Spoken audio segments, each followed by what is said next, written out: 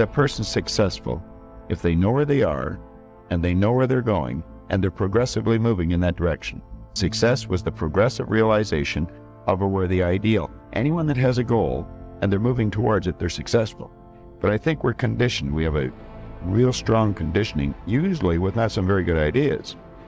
Because we lack awareness or understanding of who we are, we're totally locked into a physical world, and we let things outside of us control us. 95% of the population are reacting to life. They're not really living at all. Philosophy, as I taught the last time I was here, philosophy, in my personal opinion, is the major determining factor in how your life works out.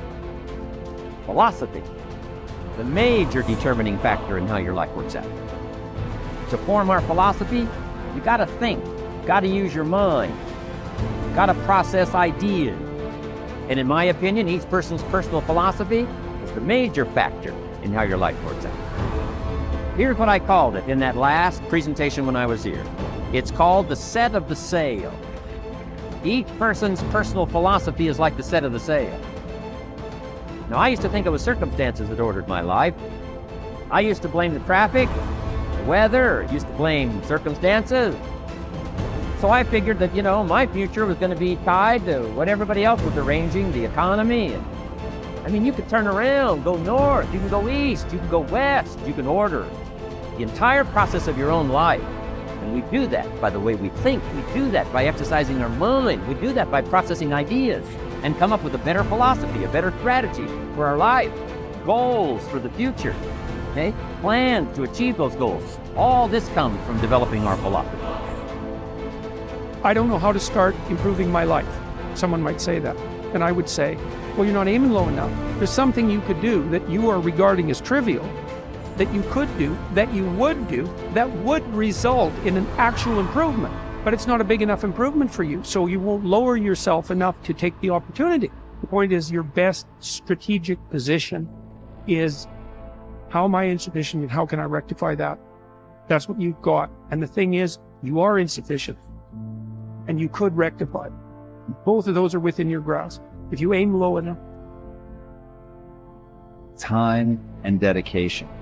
It takes a willingness to accept that you're not yet good enough. It takes the ability to stare at the places that you know that you're weak, to really look at those things and not let it affect your sense of self-esteem and not let it affect your sense of self-worth, so that you can still get the momentum going. But you have to understand that in the beginning, we're all terrible.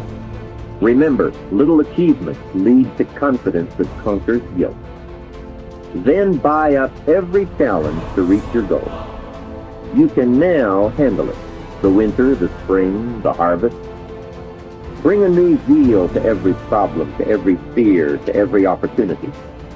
The inspiration from it all and the immediate and future progress that will someday give you a view from the top of your goals, your adventure, and your achievements. Most people get their motivational intuition through gut feelings. Thinking things through often prevents us from digging deeper and following our intuition. Those who consider themselves realists tend to see their objectives with a practical approach. For them, listening to their gut feeling is trivial, even fearful.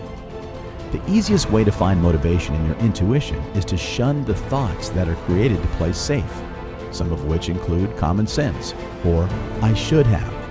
By entertaining these thoughts, you are inhibiting your potential and deflecting. As a result, you are shutting yourself from experiencing your real intuitional motivation.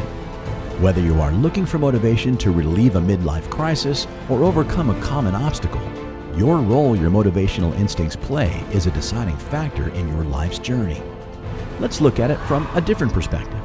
While the idea of digging deeper into your soul is largely overstated, it is not the only way to find inspiration and motivation. As stated, you can find inspiration from something as simple as taking a walk in the park or getting into a deep meditative state. By facing your thoughts and acknowledging your feelings at every turn, you can strengthen your motivational intuition and stay inspired under any circumstances. Ultimately, it's important to take it one step at a time. If you feel motivated, you are likely to get excited and get one grand idea.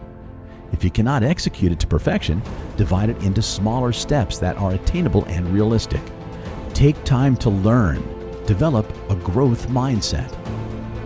The best approach to self-development is to take things slowly and advance at your own pace.